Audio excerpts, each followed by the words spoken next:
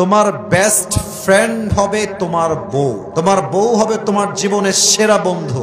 সত্য কথা হলো এই, বউ যদি বিশ্বস্ত হয়, সতীসাধী হয় আর চরিত্রবান হয়, স্বামী তার সমস্ত কষ্টের কথা নির্দ্বিধায় তার বউয়ের কোলে মাথা রেখে বলতে পারে, ঠিক কিনা বলে?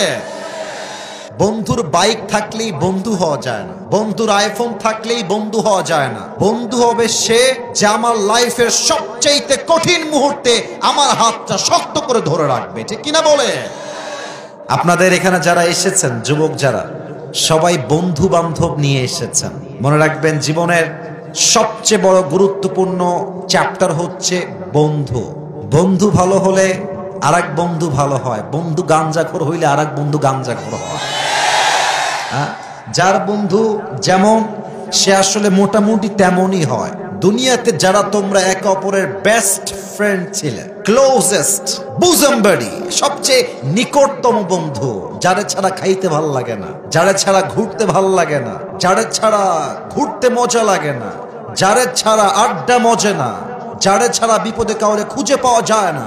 আল্লাহ কি বলছে দেখেন, আল্লাহ বলছেন তোমার এই কলিজার বন্ধু কিয়ামতের দিন তোমার সবচেয়ে বড় শত্রু হয়ে যাবে। আমার কথা না কার কথা?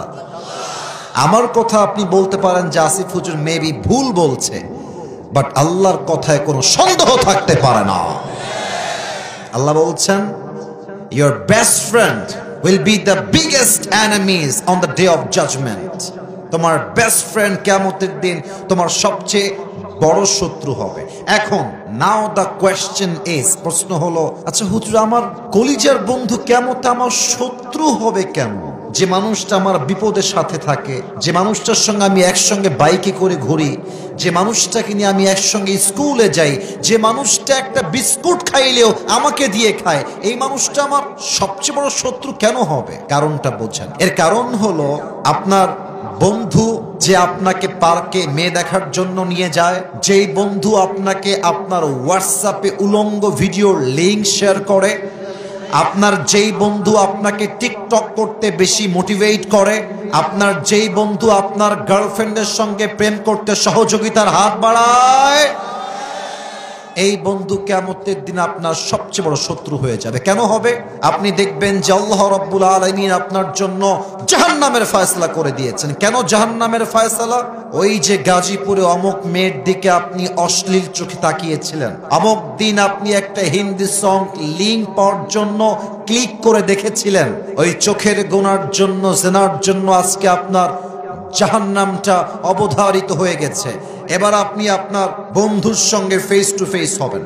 বন্ধু বন্ধু আপনি বলবেন, এই বন্ধু, তুই তো আমার বন্ধু নামের কলঙ্ক ছিলি, তুই আমার সঙ্গে এই অন্যায়টা কেন করলি? তুই আমাকে হারাম কাজে কেন মোটিভেট করলি? তুই আমার সবচেয়ে বড় শত্রু। একে অপরের সঙ্গে রেষারেষি শুরু হয়ে যাবে।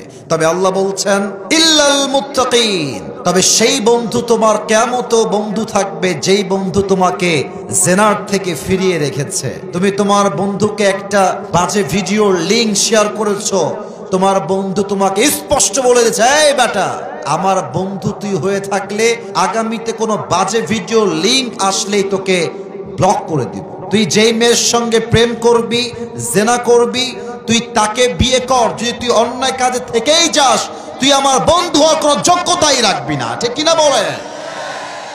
আজানের সময় হয়ে গেছে।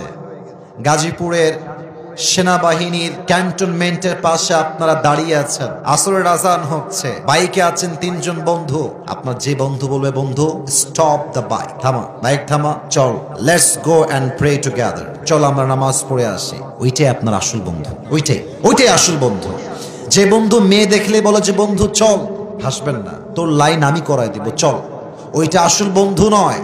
যে বন্ধু মেয়ে দেখলে বলে বন্ধু তোর পছন্দ হয়েছে, বন্ধু হ্যাঁ পছন্দ, চল তোকে বিয়ে করাই দেবো, আমি তোর বন্ধু হিসেবে দায়িত্ব নিলাম, যা, ঠিক আছে কিনা বলো? He is your real friend. আসুন আয়াতের শেষাংশ শুনেই এটা শেষ করে দেই।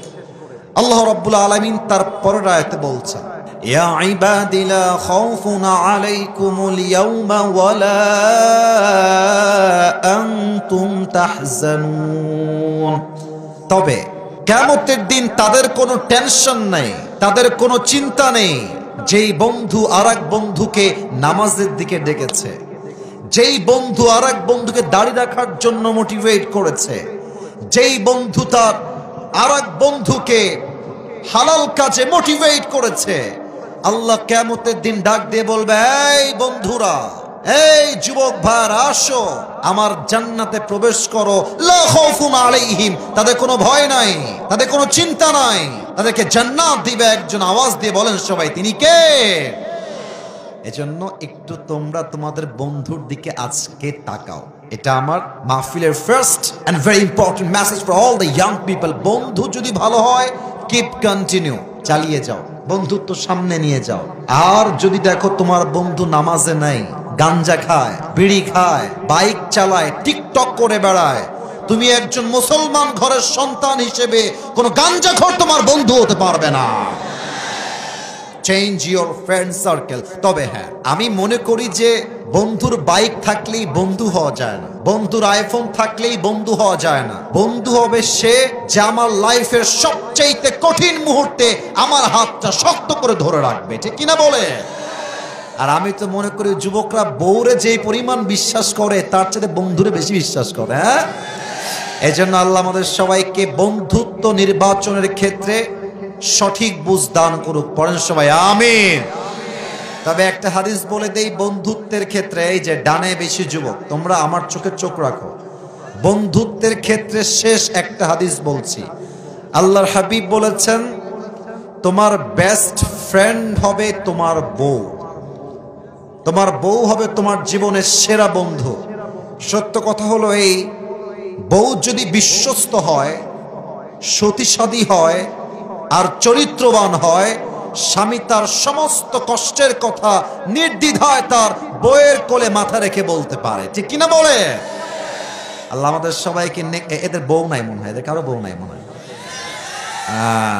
আল্লাহ সবাইকে দিনদার নেককার বউ দিয়ে দিক। পড়েন সবাই আমিন।